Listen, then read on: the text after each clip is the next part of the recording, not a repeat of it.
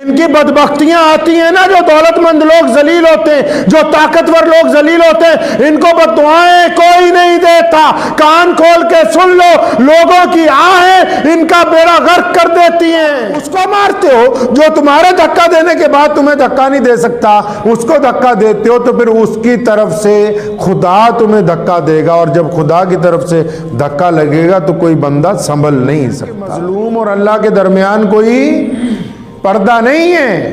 अस्सलामु अलैकुम प्यारे दोस्तों, कैसे हैं? उम्मीद करता हूँ खैरियत से होंगे। अल्लाह पाक आप सबको खुश रखे। दोस्तों, आज की इस वीडियो में हम लेकर हाजिर हुए हैं मौलाना शाही इमाम साहब पंजाबी का ज़बरदस्त बयान। प्यारे दोस्तों, आज का इन्वान है अमेरिका पर अल्लाह का अजाब, अल्लाह की पकड़ आ ही गया, आखिर क्यों आया? इस बयान को लास्ट तक ज़रूर सुनिएगा। तो दोस्तों, हम लेकर चलते हैं आपको बयान की जानिब। ये बदबख्ती कैसे आती है? अच्छे अच्छे लोग जलील कैसे होते हैं? ताकतवर लोग, कल का ताकतवर बादशाह आज जमीन के नीचे कैसे जाता है? बगदाद के एक बाजार से एक अल्लाह वाले गुजर रहे थे, तो एक हलवाई की दुकान के पास हलवाई बैठा हुआ था। उसने देखा अल्लाह वाले गुजर रहे हैं, उसने बुलाया, उनको आवाज़ मारी, बिठाया, दूध गरम गरम पेश किया और जलेबियाँ बना रहा था, जलेबियाँ खिलाई।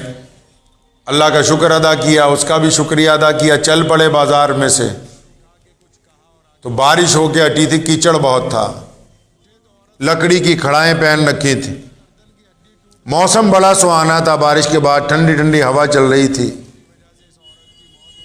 तो एक बुरी औरत अपने आशिक के साथ अपने दरीचे में बैठी हवा का लुत्फ ले रही थी, वो और उसका आशिक। अब ये चले जा रहे थे, तो वो अपनी ड्योढ़ी के बाहर बैठी हुई थी। अब इनके जूतों में से कीचड़ उछल के दो चार उसके तुबके उसके लिबास के ऊपर लग गए। उसे तो कम गुस्सा आया, उस औरत को, आशिक को ज्यादा गुस्सा आ गया कि इसकी फकीर की क्या मजाल है, कि इसको चलने की तमीज नहीं है, इसकी जूतियों से उड़ा हुआ कीचड़ मेरी माशूका के लग गया। फौरन सीढ़ियां उतर के आया और एक जबरदस्त थप्पड़ उस अल्लाह वाले के चेहरे पर मारा और उसे कहा कि आइंदा ध्यान से चलना। तो उस अल्लाह वाले ने आसमान की तरफ सर उठाया और सर उठा के कुछ कहा और आगे चल पड़े। इतनी देर में वो औरत और वो दोनों वहां से उठे तो औरत का पैर फिसला, उन्हीं सीढ़ियों में से गिरती हुई उसी कीचड़ में आके गिरी, गर्दन की हड्डी टूट गई, मौके पर ही जान निकल गई।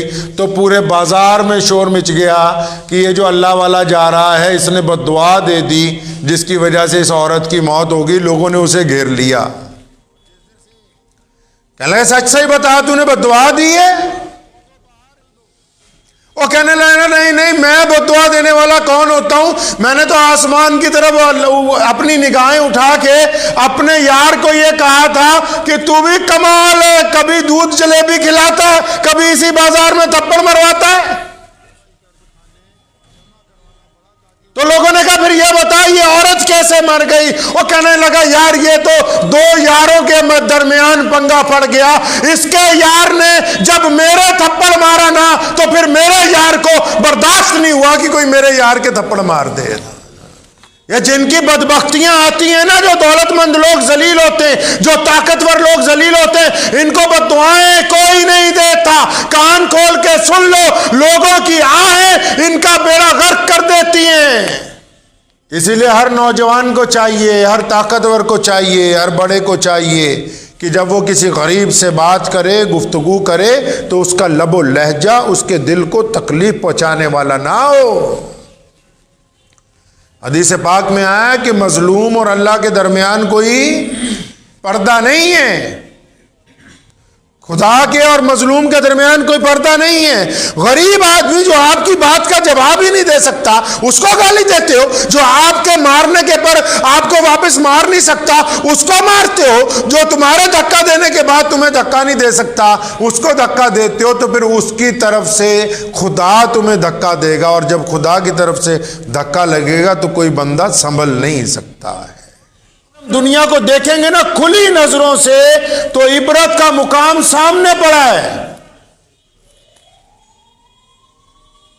इबरत की जब मैं बात करता हूं तो मुझे अबू लहब हमेशा याद आता है। उस बदबख्त ने हजूर अकरम सल्लल्लाहु अलैहि वसल्लम की शान में बेअदबी के लफ्ज नऊज बिल्लाह कहे थे और मक्के के गवर्नरों में से आला दर्जे का था और बड़े हुक्मरानों में से था और उसकी तूती बोला करती थी और उसकी औलाद उससे बड़ी मोहब्बत करती थी। लेकिन जब अल्लाह तबारक व तआला की नाराजगी नाजिल हुई, कुरान पाक में बाकायदा उसके ऊपर एक सूरत नाजिल की गई, तब्बत यदा अबी लहब व तब।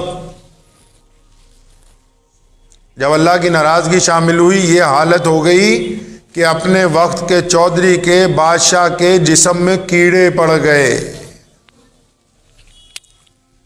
घर के बंदे तो दूर, नौकर तक पानी देने नहीं जाते थे, खाना देने नहीं जाते थे। और जिस दिन मरा, 4 मजदूर पकड़ के लाया बेटा बाहर से कि हाथ तो तुम भी नहीं लगा सकते, इसके गले में रस्सी डालो, कोई खड्डा खोदो बाहर, इसको खींचते ले जाओ, उस खड्डे में डाल के ऊपर मिट्टी डाल दो।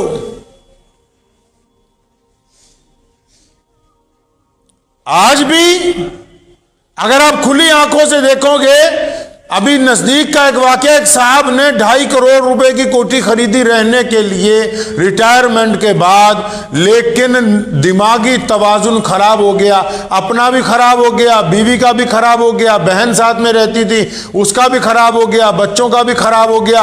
1-1.5 साल बाद आखिर हुकूमत को कार्रवाई करके सबको मकान के ताले तोड़ के पागल खाने जमा करवाना पड़ा ताकि उनका कुछ इलाज हो सके। तो क्या वो दौलत किसी के काम आ सकती है जो उसने इकट्ठी की होगी सारी जिंदगी? माशाअल्लाह, बहुत ही खूबसूरत अंदाज से बयान फरमा रहे थे मौलाना शाही इमाम साहब। प्यारे दोस्तों, हम उम्मीद करते हैं आपको बयान पसंद आए होंगे। दोस्तों, अगर आपको बयान पसंद आए हैं तो अभी तक हमारे चैनल को सब्सक्राइब भी नहीं किए हैं तो सब्सक्राइब भी कर लीजिएगा। दोस्तों, हम इसी तरह लाते रहते हैं मौलाना शाही इमाम साहब का बयान। तो दोस्तों, अपना ख्याल रखिएगा, मिलते हैं किसी नेक्स्ट वीडियो में। जब तक के लिए अस्सलामु अलैकुम, खुदा हाफिज़।